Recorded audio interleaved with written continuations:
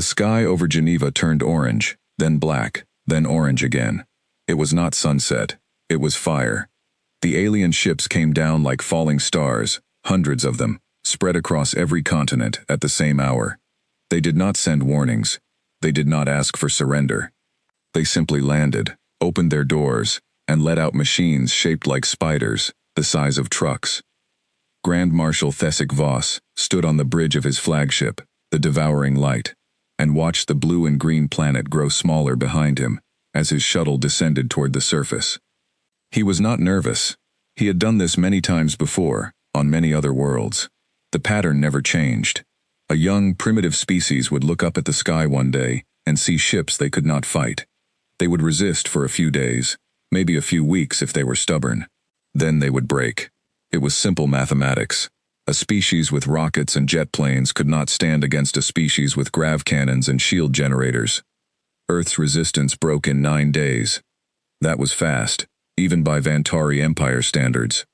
The humans fought hard in the beginning.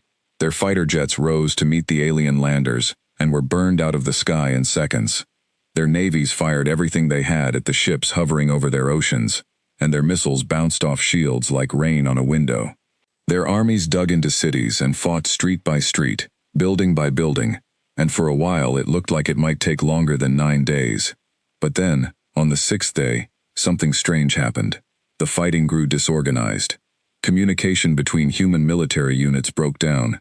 Orders stopped reaching soldiers. Entire divisions that had been holding strong suddenly retreated without explanation, leaving gaps that the Vantari forces marched straight through. Thessic did not think much of it at the time. He assumed the humans had simply run out of the will to fight, the way so many species did once they understood how outmatched they were. He filed a report, calling it a collapse of morale under overwhelming force, and moved forward with the occupation plan. On the 9th day, the president of what remained of the United Nations stood in front of a camera in a bunker beneath what used to be New York City and read a statement of surrender. His voice was steady, but his eyes were tired, and behind him stood men and women in uniform who looked like they had not slept in a week. He spoke about saving lives, about avoiding further destruction, about the impossibility of fighting an enemy from beyond the stars. He did not sound broken. He sounded like a man buying time. Thessic did not notice that detail either. Not then. The Vantari Empire had conquered 143 worlds before Earth. Every single time, the ceremony was the same. The ranking Vantari officer would stand above the planet's capital in a shuttle, broadcast the declaration of conquest to every screen and radio on the planet, and claim the world in the name of Empress Kalithra the Undying. Thessic had performed this ceremony 11 times himself. He knew the words by memory. He did not even need to look at the script anymore. He stood in the observation deck of his shuttle, high above the ruins of what had once been Washington, D.C., and looked down at the cracked dome of a government building far below. Smoke still rose from 3 different districts. Vantari soldiers, tall and gray-skinned with 4 arms and eyes like black glass, patrolled streets lined with human bodies and burned-out cars. It was not a pretty sight, but Thessic had stopped finding conquest beautiful or ugly centuries ago. It was simply work. He activated the broadcast. His voice, translated instantly into every human language by the ship's systems, rolled out across the planet. People of Earth, this is Grand Marshal Thessic Voss of the Vantari Empire, speaking under the authority of Empress Kalithra the Undying. As of this hour, your world, designated Earth, is declared conquered territory of the Vantari Empire.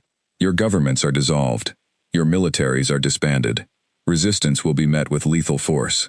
Cooperation will be rewarded with survival. This is not a request. This is a fact. Earth belongs to the Empire now. He paused, the way he always did, to let the silence sit. On other worlds, this silence had been followed by wailing, by screaming, by desperate calls for mercy that came through on open channels the Empire had not even bothered to block. He expected something similar now. Instead, there was nothing. No panic, no begging, just quiet. That should have told him something. It did not. Far below, in an underground facility built into the side of a mountain, in what used to be Colorado, a woman named Colonel Sarah Ashworth watched the broadcast on a cracked monitor and did not flinch. Around her, Dozens of engineers and scientists worked at stations bolted to bedrock, wires running along the ceiling like veins, the air thick with the smell of solder and coffee.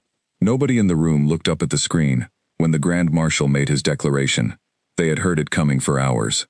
Human intelligence, what remained of it, had tracked the alien fleet's movements closely enough to know the ceremony would happen today. "They think it's over," said a young engineer named Marcus Webb, not looking away from his console. "Let them think that," Sarah said. She was in her 50s, gray hair pulled back tight, a scar across her left eyebrow from a mission 20 years earlier that nobody in this room was old enough to have heard about. She had commanded soldiers in 3 wars before this one, and she had learned a long time ago that the enemy who believes he has already won is the easiest enemy to beat. "Status on Prometheus?" she asked. Marcus finally looked up. 94%. Reactors stable. Weapons are calibrated. We're still short on the shield harmonics, but Dr. Okafor thinks she can finish the tuning in 6 days. "We don't have 6 days," said a man standing near the back of the room, arms crossed. This was General Robert Chen, the military commander of the project, a broad-shouldered man with a face that never seemed to relax. "They're going to start sweeping every mountain range on this continent looking for holdouts within the week. We need Prometheus in the sky before that happens." "Then Dr. Okafor gets 5 days," Sarah said, "not 6. Nobody argued. Nobody ever argued with Sarah Ashworth when she used that tone. The truth that Grand Marshal Thesic Voss did not know, the truth that no alien in the Vantari Empire knew, was this: the fast collapse of human military resistance had not been a collapse at all. It had been a retreat, planned months in advance, the moment the first alien scout ships were detected entering the solar system past the orbit of Neptune. Long before the invasion fleet had ever reached Earth, human governments around the world had received the same warning, passed quietly through channels that had nothing to do with politics or television. Astronomers, physicists, a handful of retired generals who had spent their careers imagining exactly this scenario, and had, decades earlier, begun drawing up plans nobody believed they would ever need to use. When the invasion came, the militaries of Earth did not fight to win. They fought to buy time, and to make the retreat look like defeat. Soldiers who pulled back from cities were not running in panic. They were following orders, falling back toward pre-designated fallback zones, taking with them anything of value that the aliens might otherwise capture. Entire fleets of ships, aircraft, and vehicles were driven into hidden bunkers and mountain facilities built during a 2-year construction effort, disguised as mining operations and infrastructure projects. The world's governments let their capitals fall. They let their armies appear broken. They let the aliens believe the war was over in 9 days, because that was exactly the story they wanted the Vantari Empire to believe. Behind that story, in facilities scattered from the Rockies to the Urals to the mountains of Chile, humanity had spent 2 years building something the Vantari Empire had never imagined a species this young could build. It had started 3 years before the invasion, when a deep space telescope in Chile picked up something that should not have existed: faint gravitational distortions, the kind caused by a fleet of ships decelerating from close to the speed of light, far out past Pluto. The signal was faint and easy to dismiss, but the scientist who found it, a woman named Dr. Amara Okafor, did not dismiss it. She brought it to people who listened, and those people brought it to people who could act. What followed was the largest and most secret joint effort in human history. Every nation on Earth, for the first time, agreed to work together, not out of trust, but out of fear. Blueprints, research, and resources were pooled. A ship was designed unlike anything humanity had built before, using theoretical physics that had existed only on paper, until scientists were given nearly unlimited funding and no time to waste. They called it Prometheus, after the figure who stole fire from the gods and gave it to humanity, knowing full well it would bring him punishment. Prometheus was not one ship, not at first. It began as pieces, built in secret across a dozen countries, transported under cover of darkness, assembled deep underground where no satellite could see it. By the time the Vantari fleet entered the solar system, Prometheus was 70% complete, hidden inside a mountain in Colorado, its hull built from an alloy that human metallurgists had developed by studying meteorite fragments containing trace amounts of materials not found naturally on Earth. Colonel Sarah Ashworth had been given command of the project 18 months earlier. Chosen not because she understood the physics, but because she understood people, and because she had a talent for making impossible deadlines feel like simple tasks. She walked the length of the assembly bay now, past engineers welding hull plates, past technicians running diagnostics on weapon systems that had never been tested outside of simulations, and she felt the weight of every second ticking by. "Talk to me, Amara," she said, stepping into the small lab where Dr. Okafor worked alone at 3 in the morning, surrounded by holographic displays showing wave patterns that looked like ripples on water. Amara did not look up right away. She was younger than most people expected for someone in her position, barely 40, with dark circles under her eyes that had become permanent over the last 2 years. "The shield harmonics are the problem," she said. "Our current design deflects energy weapons fine. Kinetic weapons, fine. But the Vantari use a gravity-based cannon on their capital ships, and our shields aren't tuned to resist that kind of force.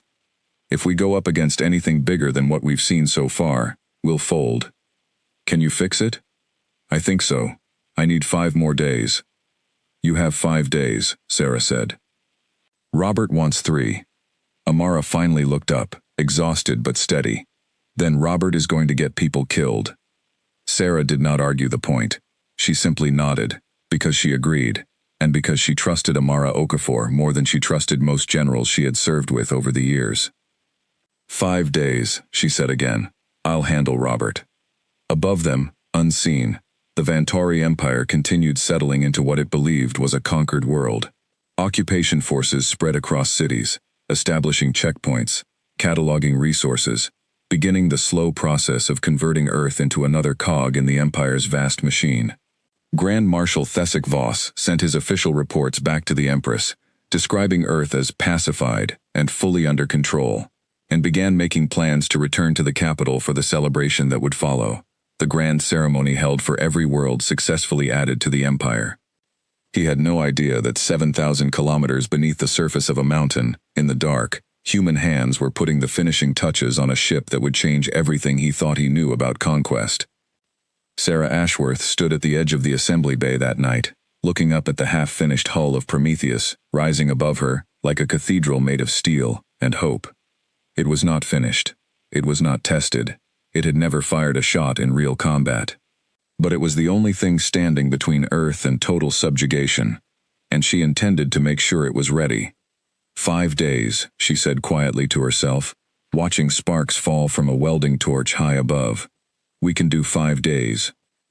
Somewhere above the clouds, the devouring light continued its slow orbit around a planet its commander believed was already his. Thesek Voss stood on his bridge, watching Earth turn beneath him, satisfied with a job he thought was finished. He did not know that the war had not even truly begun. 3 weeks into the occupation of Earth, Grand Marshal Thesek Voss began to notice small things that did not fit the pattern he had seen on 143 other worlds. The first thing was the quiet. On most conquered planets, there was chaos in the early weeks. Riots, desperate attacks by survivors with nothing left to lose, refugee movements that clogged roads and made resource collection difficult. Earth had almost none of this. The humans who remained in the cities went about their lives with a strange calm, following the new rules laid out by the occupation government, showing up for work assignments, offering no resistance at all. It should have felt like victory. Instead, it felt wrong, though Thesek could not say exactly why. The second thing was the missing people. Vantari census teams, sweeping through cities to catalog the surviving population, kept finding numbers that did not add up. Entire towns that satellite imagery showed as populated before the invasion were empty when soldiers arrived. Military bases that should have held thousands of soldiers, based on pre-invasion intelligence gathered by Vantari scouts, were found stripped bare, weapons and vehicles gone, buildings empty except for dust. When Thesek asked his intelligence officers where these people had gone, the answer was always some version of unknown, presumed dead in the fighting, or scattered into hiding. He did not believe that answer. Not fully, but he had no proof otherwise, and he had a report to send to the Empress, and the Empress did not like reports full of unanswered questions. So he wrote what he could prove, and left the rest unsaid, and told himself he would look into it further, once the occupation stabilized.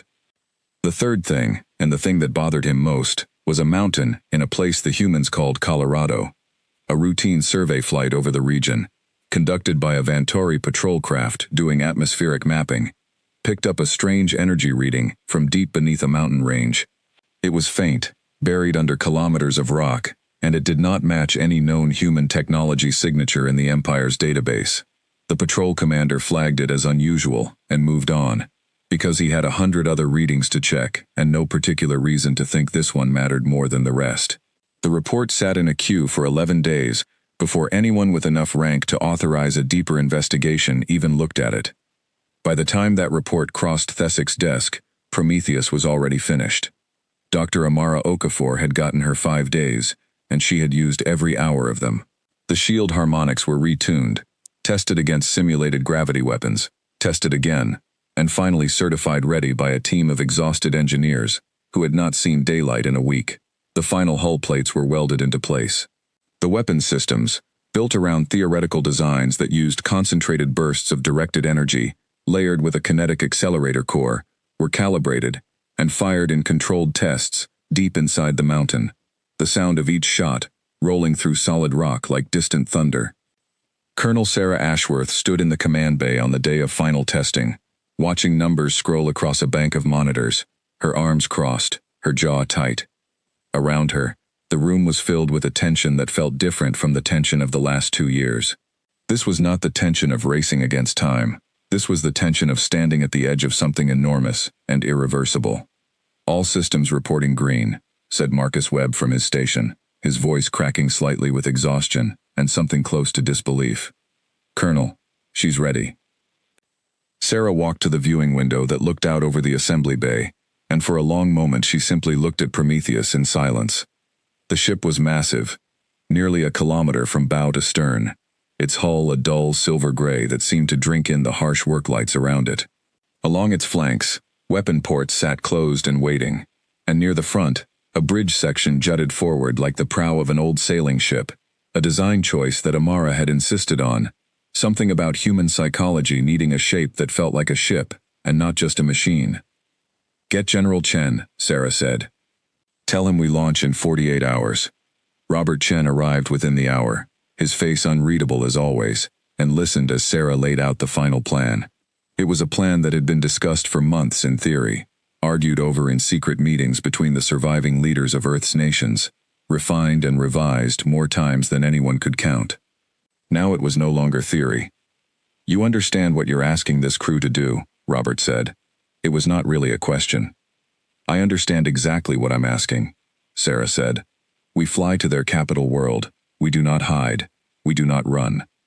We put this ship in the sky above their capital city, in front of every camera and sensor they have, and we tell them that Earth is not conquered, and it never will be." "That's not a battle plan, Sarah. That's a message." "It's both," she said. "If we hide in the dark and wait for them to find us here, we lose eventually. They have more ships than we can ever build.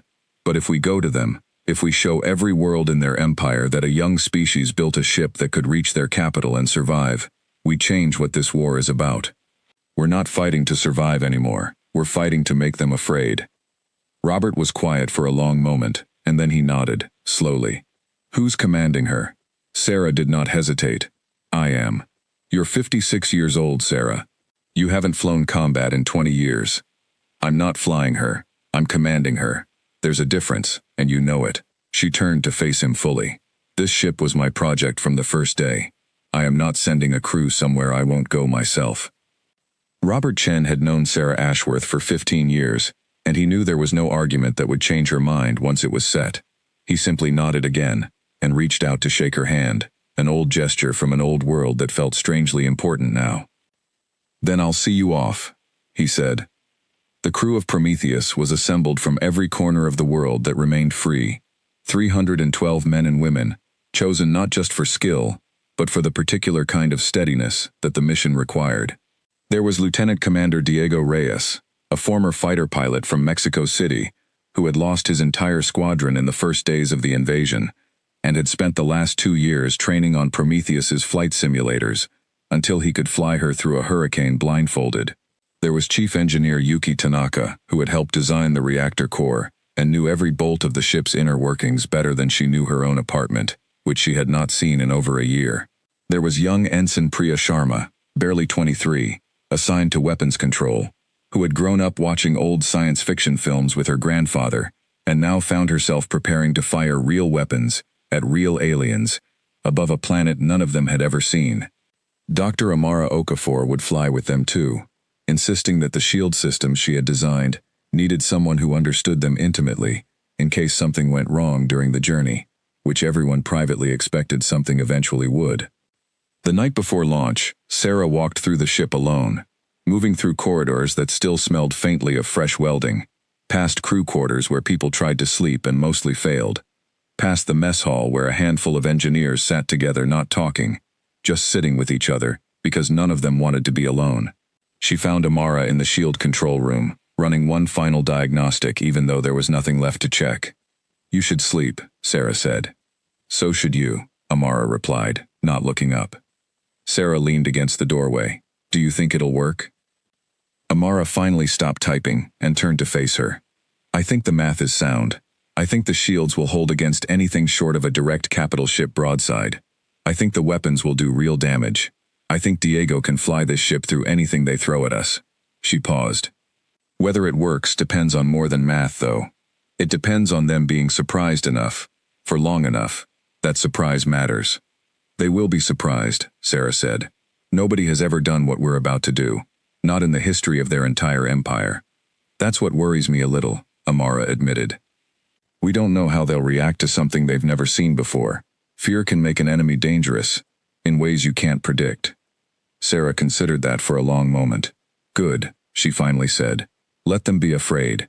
Fear is exactly what we came here to bring them." The launch happened just before dawn, local time, in a sequence that had been rehearsed 100 times in simulation and never once in reality. The mountain above the assembly base split open along seams that had been cut and reinforced months earlier, camouflaged rock panels sliding away to reveal a launch shaft angled toward the sky. Prometheus rose slowly at first, engines glowing a deep blue-white that lit up the surrounding valley like a second sunrise, and then faster, breaking through the low clouds and continuing upward until the curve of the Earth became visible through the bridge's main viewport. On the bridge, Sarah Ashworth sat in the command chair, her hands steady, despite the weight pressing on her chest, and watched the planet fall away beneath them. Diego Reyes guided the ship with a pilot's calm focus, his hands moving across controls that still smelled faintly of new paint. Priya Sharma monitored weapons systems that had never fired outside of a test range. Yuki Tanaka watched reactor output numbers with the intensity of someone who understood exactly what would happen if those numbers ever spiked wrong. "All systems nominal," Diego reported. "We are clear of the atmosphere. Setting course for the coordinates provided by the Intelligence Division." Those coordinates, gathered painstakingly over 2 years by human scientists studying every scrap of data from destroyed Vantari scout ships and intercepted communications, pointed toward a star system nearly 400 light-years away. It was the location, as best human intelligence could determine, of Vantaris Prime, the capital world of the Vantari Empire, home to Empress Kalithra the Undying, and the seat of power for an empire that spanned over 140 conquered worlds. Nobody on the crew had ever traveled faster than light before. Nobody in the history of humanity had. The engines that would carry them there had been tested only in short bursts, in empty space beyond the orbit of Mars, never for a journey of this length. As Prometheus's engines began to spin up for the jump, the entire crew held a silence that felt heavier than any words could have been. "Course locked," Diego said. "Engine spin up at 90%. Sarah gripped the arms of her command chair. Behind her, through the rear viewport, Earth hung small and blue and fragile against the black, the only home any of them had ever known, now entirely dependent on whether a ship built in secret by a desperate species could survive a journey none of them fully understood. "Take us out," Sarah said. The engines reached full power. Space folded around Prometheus like a curtain pulled aside, and the ship vanished from the solar system in a flash of light that no Vantari sensor, watching an occupied and supposedly conquered Earth, had any reason to be looking for. Behind them, Grand Marshal Thesic Voss continued his occupation duties, unaware that anything had changed. He filed another report to the Empress that day, describing Earth's continued cooperation and the smooth progress of resource extraction operations.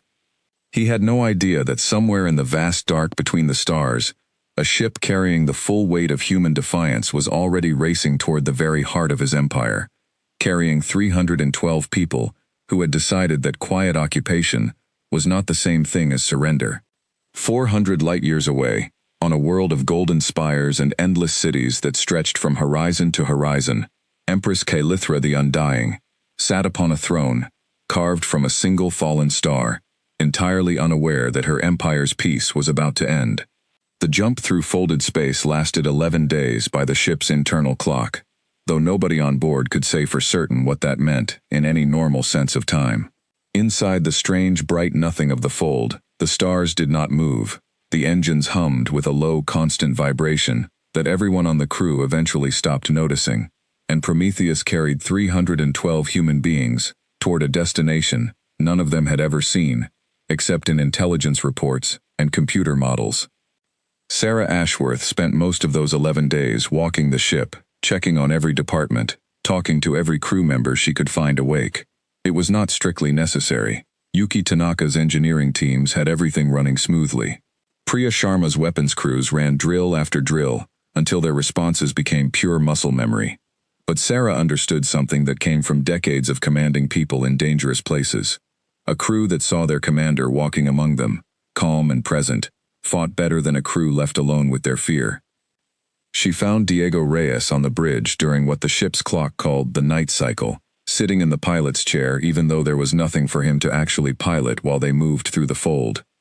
"Can't sleep?" she asked, settling into the chair beside him. "Keep running the approach in my head," Diego admitted, over and over. "What I'll do if their capital has a full battle fleet in orbit. What I'll do if they scramble fighters the second we appear. What I'll do if the fold drops us somewhere off target. And what will you do?" He allowed himself a small, tired smile. "Fly the ship, I guess, same as I've practiced doing for 2 years." Sarah nodded. "That's really all any of us can do now. The plan is made. The ship is built. All we can control now is how well we do our jobs when the moment comes." On the 9th day, Amara Okafor called an emergency meeting of the senior staff. Sarah arrived in the small briefing room off the bridge to find Amara standing before a holographic display showing sensor data that had been gathered during the last moments before the fold began. "I found something in the old scout ship wreckage data," Amara said without preamble. "Something I missed the first time through. It's about their gravity cannons." "Go on," Sarah said. "The weapon signature the Vantari use on their capital ships isn't just powerful. It's layered. There's a secondary resonance pattern hidden inside the main discharge, something that acts almost like a key, designed to punch through standard shield harmonics even when they're tuned correctly." Amara pulled up a graph, lines overlapping in a pattern that looked deceptively simple. "I've already adjusted our shield configuration to compensate, but I wanted everyone to understand what we're dealing with. If we face their heaviest ships directly, our shields will hold longer than a first-time enemy would expect, but they won't hold forever. We need to be fast. We need to be smart. We cannot win a straight fight against their main battle fleet." "Understood," Sarah said. "Which is exactly why we are not planning to fight their main battle fleet. We are going to their capital to make a statement, not to win a war in a single afternoon." "Diego, once we drop out of the fold, how fast can you get us into position above their capital city?" "If the fold puts us anywhere close to the target system, minutes," Diego said. "I've mapped 3 separate approach vectors depending on where we come out." "Good. Priya, I want weapons ready the instant we arrive, but holstered. We are not firing first unless we are fired upon. This is a demonstration, not an ambush." "Understood, Colonel," Priya said, though her voice carried a nervous edge she could not fully hide. The fold ended on the 11th day without warning, the strange bright nothing, snapping away in an instant to reveal a field of unfamiliar stars, and every alarm on the bridge screamed to life at once. "Multiple contacts," Priya called out, her hands flying across her console. "I'm reading at least 40 ship signatures within immediate sensor range, Colonel, and dozens more further out. We are inside the system. This is it. This is Vantaris Prime." Through the main viewport, a golden-brown planet hung against the black, ringed by a vast network of orbital stations and shipyards that stretched for what looked like thousands of kilometers, more infrastructure in space than humanity had built in its entire history combined. It was beautiful in a way that made Sarah's chest tighten. the sheer scale of an empire that had conquered 140 worlds laid out before them in gleaming metal and light. "Diego, get us moving. Now," Sarah said, her voice sharp and clear. "Best approach vector. Straight for their capital city." "On it," Diego said, hands already moving. The engines roared to life, and Prometheus surged forward, cutting across the orbital lanes of an empire that had never once imagined an enemy ship reaching this deep into its heart. Confusion spread through the Vantari orbital defense network within seconds. Sensor operators on a dozen different stations picked up the unknown contact and struggled to identify it, running it against every known ship class in the Empire's vast database, and finding no match at all. Alerts were raised. Communications flooded the channels. By the time anyone with the authority to order an intercept fully understood what was happening, Prometheus had already crossed half the distance to the planet's surface, moving with a speed and confidence that made several Vantari commanders assume, incorrectly, that this must be some kind of official diplomatic vessel from an allied species they simply did not recognize. That assumption bought Prometheus precious minutes. "Colonel, 3 cruisers breaking formation to intercept," Priya reported, her voice tight. "Estimated intercept time, 4 minutes. Diego, can we beat them to the capital?" "Cutting it close, but yes," Diego said, sweat beading on his forehead as he pushed the engines harder, weaving Prometheus through the crowded orbital lanes with a precision that came from 2 years of practice in simulations that had never quite captured how enormous and busy real space around a capital world would actually feel. 2 minutes to atmosphere. The 3 Vantari cruisers closed the distance, their weapon ports glowing as they charged for a warning shot, but Prometheus was already diving into the upper atmosphere, engines flaring against the thickening air, moving too fast and too unpredictably for the cruiser's targeting systems to lock cleanly.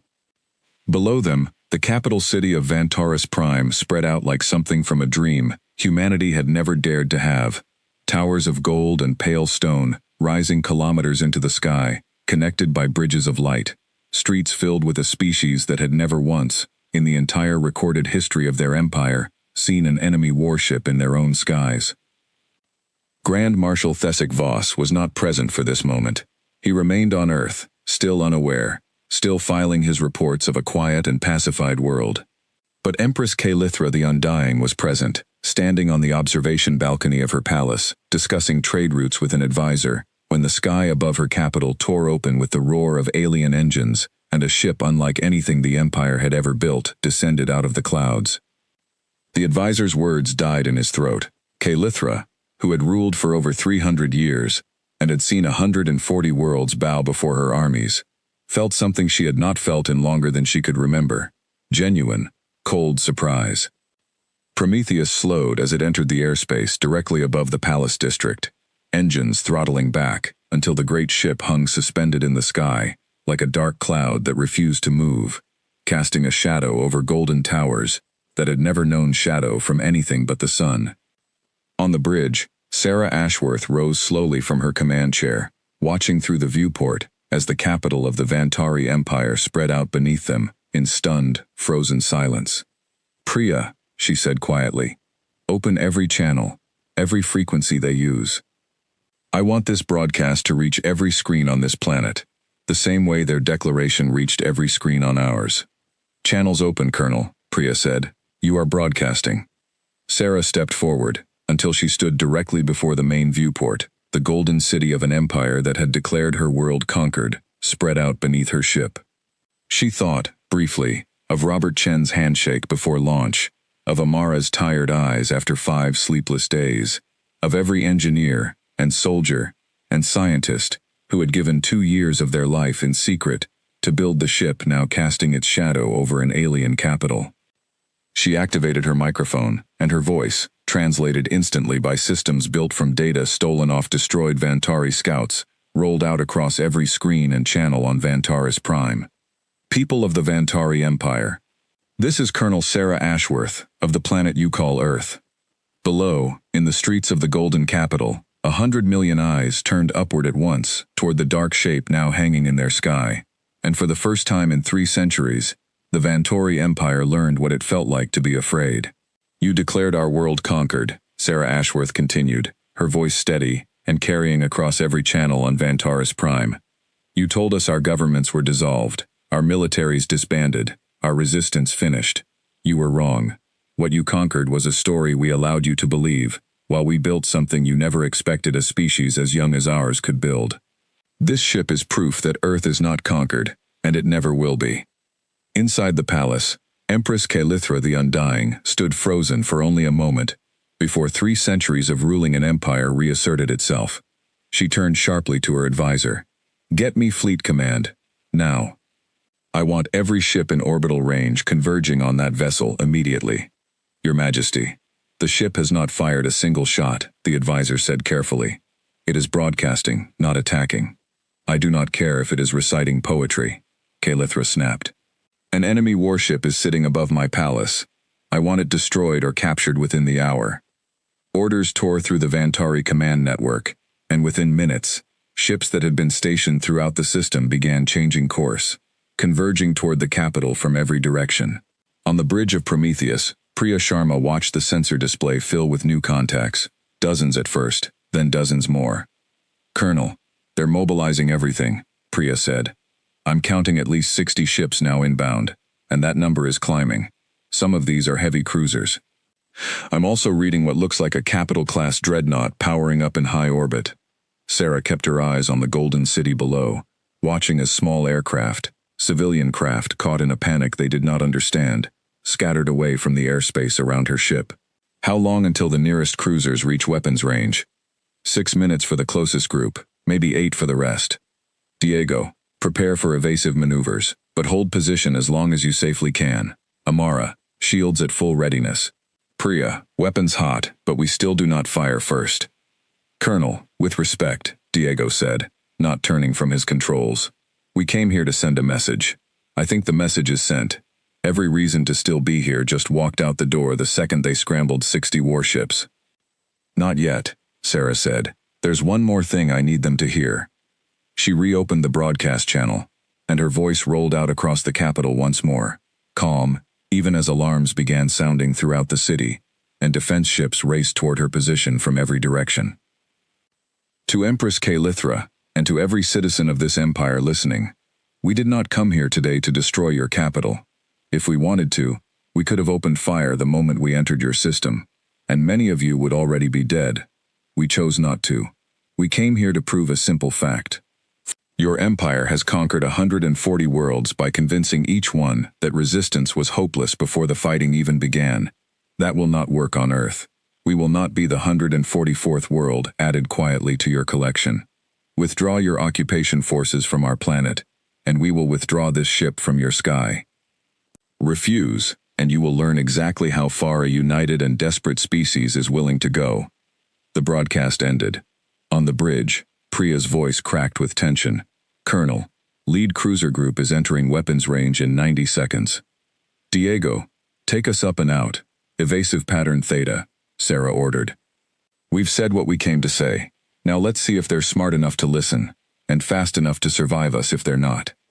Prometheus surged upward and away from the palace district, just as the first Vantori cruisers arrived, their weapons already charging. Diego threw the ship into a tight banking turn, engines screaming as he wove between 2 orbital shipyards, using the massive structures as cover against direct fire. The first shots came moments later, streaks of blue-white energy tearing past where Prometheus had been, only seconds before. Direct hit incoming, Priya shouted, and the ship shuddered violently as a glancing shot struck the aft shields, the entire bridge lighting up with warning indicators. Shields holding at 81%, Amara called out from her station, hands flying across controls as she compensated for the strike. That first hit was a standard weapon, not the layered resonance pattern I was worried about. We can take more of those. Good, Sarah said. Priya, return fire on the lead cruiser, disable only. Do not destroy if you can help it. Copy that, Colonel. Priya's hands moved with practiced precision, and Prometheus's main weapon battery fired for the first time in real combat, a concentrated burst of directed energy, layered with kinetic force, that struck the lead Vantori cruiser's engine section and tore through its shields like paper.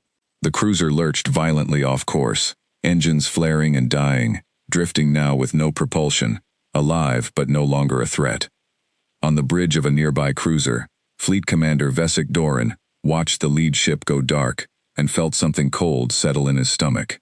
He had served in the Vantari military for over 200 years, had fought in the conquest of 11 different worlds, and had never once seen an enemy weapon cut through Imperial shields with that kind of ease. "All ships, converge fire on the target simultaneously," he ordered, his voice tighter than he intended. "Do not engage individually. We overwhelm it together, or we lose ships one at a time." 12 cruisers began coordinating their approach, forming a loose formation, designed to bring overlapping fields of fire onto Prometheus from multiple angles at once. Diego saw the formation shift on his sensors, and understood immediately what it meant. "Colonel, they're smartening up," he said. "If they get that formation locked in, we're going to be taking fire from 6 directions at once.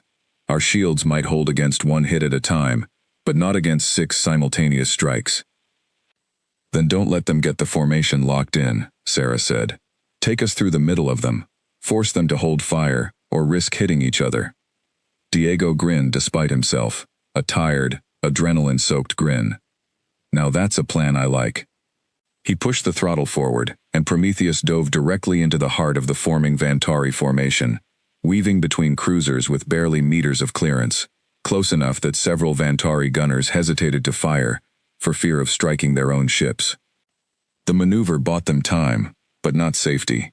A cruiser on the formation's edge broke discipline and fired anyway, and this time the shot carried the layered resonance signature Amara had warned about, striking Prometheus's forward shields with a force that made the entire ship groan.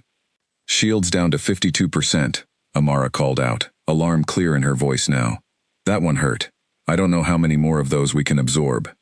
"Understood," Sarah said, forcing her voice to stay level even as the bridge lights flickered around her. "Priya, target that cruiser's weapon array. Take it offline." Priya fired, and the offending cruiser's weapon systems erupted in a shower of sparks, visible even from Prometheus's bridge, the ship falling silent and drifting out of formation. But more cruisers were closing now, and behind them, in high orbit, the massive shape of the Vantari dreadnought had finished powering up and was beginning to move, its main gun charging with enough energy to level a city. "Colonel," Priya said, her voice suddenly very quiet, "that dreadnought is charging its primary weapon. Sensor readings suggest it's rated to punch through planetary shields. If that hits us directly, I don't think our shields survive it, even at full strength." Sarah looked at the massive shape on the sensor display, dwarfing every other ship in the system, and felt the weight of the decision she now had to make settle onto her shoulders. They had come here to send a message, not to die in the process, and not to hand the Vantari Empire a victory that would erase everything they had risked to prove. "Diego," she said, "get us out of its firing line. Now. Full evasive. Whatever it takes." "On it," Diego said, already throwing the ship into the sharpest turn Prometheus had made since launch, engines straining under the sudden demand. The entire crew pressed hard into their seats as the ship cut sideways across the orbital lanes, putting a fully loaded Vantari shipyard structure directly between themselves and the dreadnought's line of fire. The dreadnought's massive main gun fired a moment later, a beam of raw destructive energy that tore through empty space, exactly where Prometheus would have been, missing by mere seconds, and instead struck the edge of an orbital construction platform, the resulting explosion lighting up the sky above the capital like a second sun, and sending debris scattering across low orbit. On the bridge, alarms blared as debris rained against Prometheus's shields, and Sarah gripped the arms of her command chair, watching the chaos unfold around her ship, knowing that the next shot from that dreadnought might not miss. "Colonel," Diego said, breathing hard, "I can keep us alive down here, but that thing is going to get another clean shot eventually. We need a plan, and we need it now." Sarah looked at the golden capital far below, at the swarm of Vantari ships converging from every direction, at the massive dreadnought turning slowly to bring its weapon to bear once more, and made her decision. "Then let's give them something they'll never forget," she said. "Bring us in close, Diego. We're not running. We're finishing what we came here to do."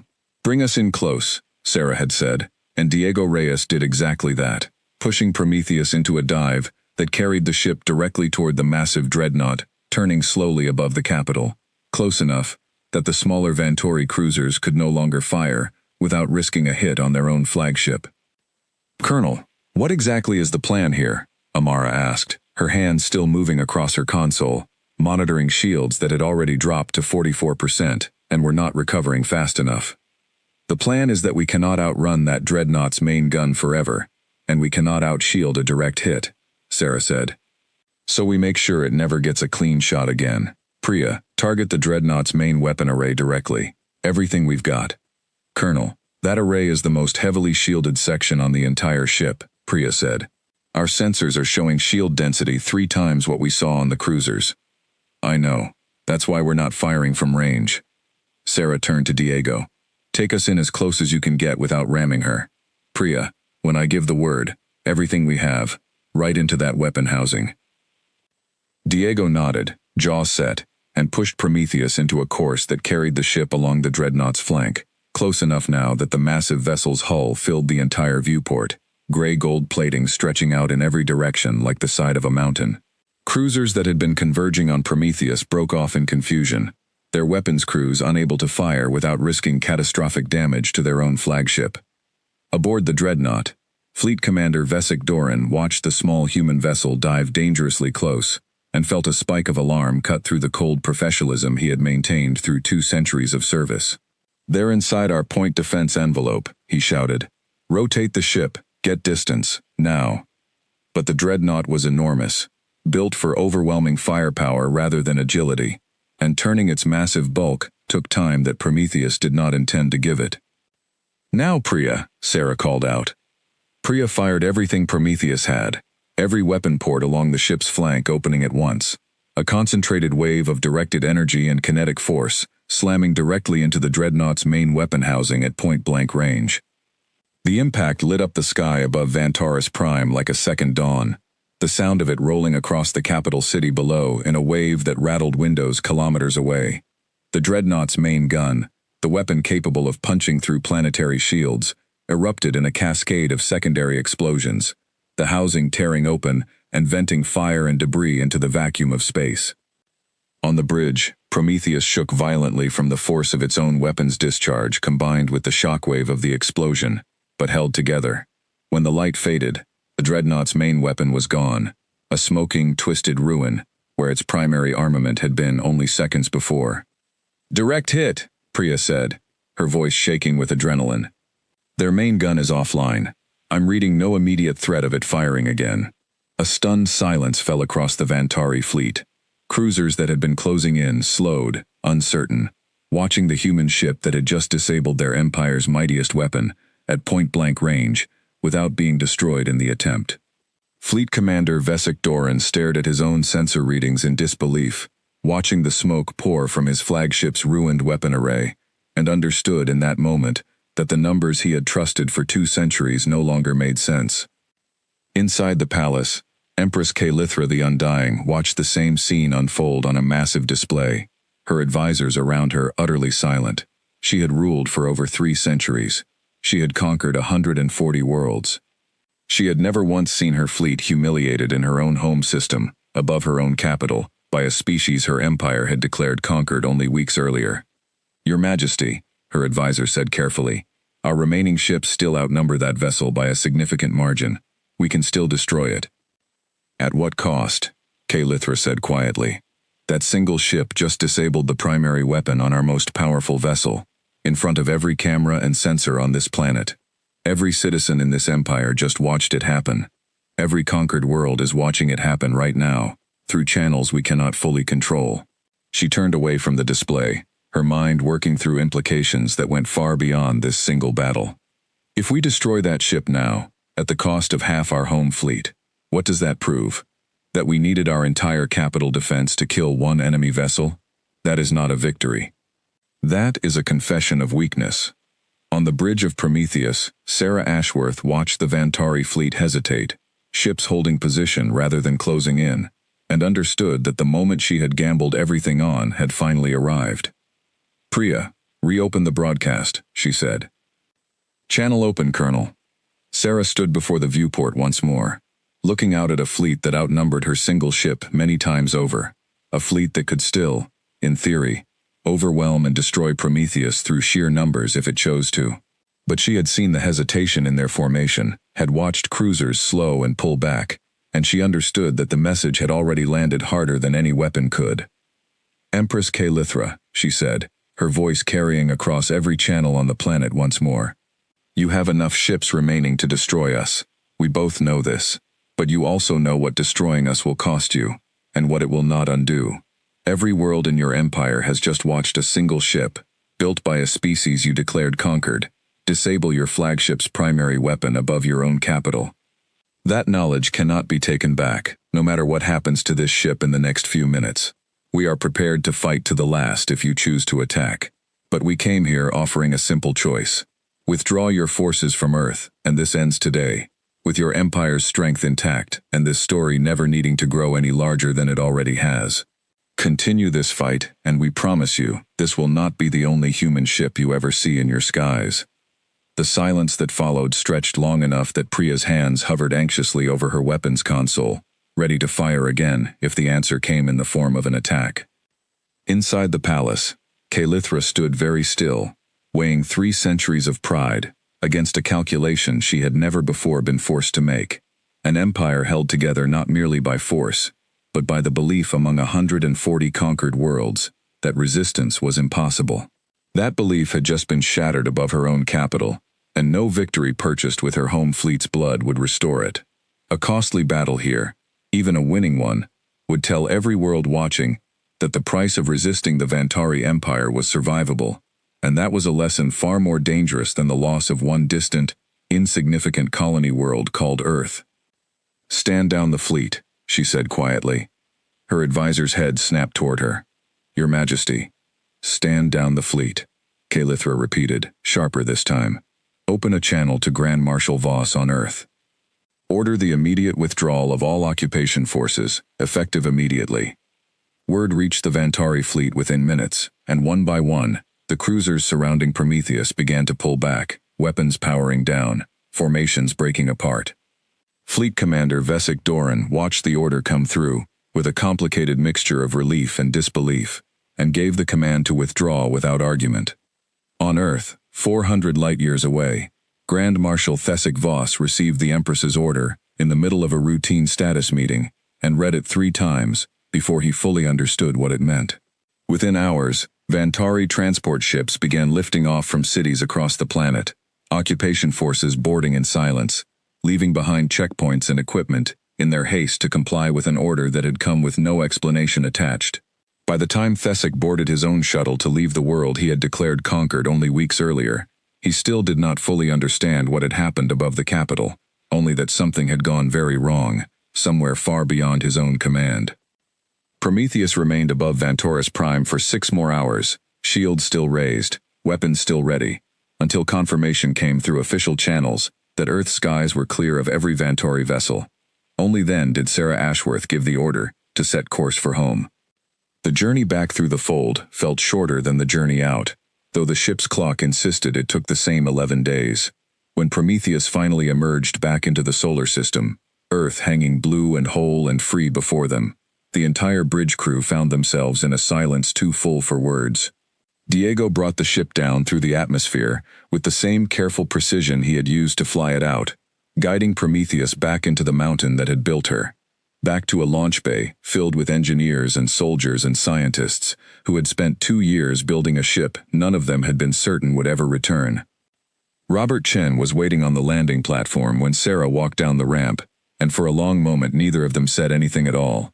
Then he simply reached out and shook her hand, the same gesture from before launch, carrying a different weight now. "You did it," he said. "We did it," Sarah corrected. "Every person who worked on this ship, every soldier who held a line long enough to buy us time, every scientist who never stopped believing this was possible. This was never one person's victory." News of what had happened above Vantaurus Prime spread slowly at first, then quickly, carried through channels the Vantari Empire could not fully silence, reaching not only every world within their vast territory but eventually beyond it, to other species watching from the edges of Vantari space, wondering for the first time in generations whether the Empire's power was truly as absolute as it had always claimed to be. Earth did not become a symbol of rebellion by choice. It became one simply by surviving, by proving that a young and desperate species, given enough time and enough resolve, could stand in the sky above an empire's capital and walk away. Grand Marshal Thesic Voss was recalled to Vantaurus Prime not long after, stripped of his command, though he was never told the full truth of what had happened above the capital, while he sat in ignorance on a world he believed he had already won. He spent the remainder of his career trying to understand how a species he had judged broken in 9 days had somehow, in secret, built the very weapon that would humble his empire. On Earth, Prometheus was repaired, refitted, and quietly moved to a new hidden base, no longer a secret experiment, but the first ship of what would become, over the following years, humanity's own small but growing fleet. Sarah Ashworth never fully retired from command, choosing instead to spend her remaining years training the next generation of officers who would carry the work forward, reminding them always that the day Earth had truly won its freedom was not the day the fighting started, but the day humanity had chosen, quietly and patiently, to build something no one believed they could. The Vantauri Empire never again declared Earth conquered, and across 140 other worlds still bound beneath its rule, a story began to spread in whispers, from one conquered people to another, of a small blue planet that had refused to stay defeated, and of a single human warship that had once appeared, uninvited and unafraid, in the sky above an empire's golden capital.